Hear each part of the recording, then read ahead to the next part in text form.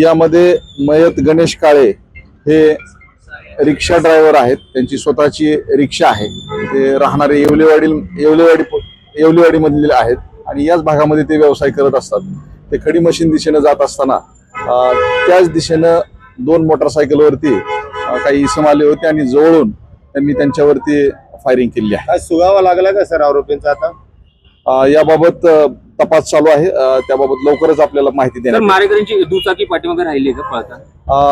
दोन मोटरसायकलवरती मारेकरी आलेले होते, तर एक मोटरसायकल आपण जागेवरतीच आपल्याला मिळालेली आहे. तर हा जो मयत इसम आहे गणेश काळे, ह्याची काही पार्श्वभूमी आहे गुन्हेगारी?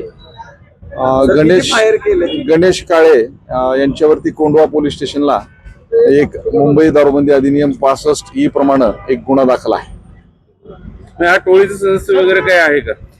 याबाबत आपला अधिक तपास चालू आहे. अंधीकर टोळीतील असल्याचं समजतंय, नेमकं काय करायचं याबाबत आमची जवळपास 10 पथके आम्ही लागलीच रवाना केलेली आहेत.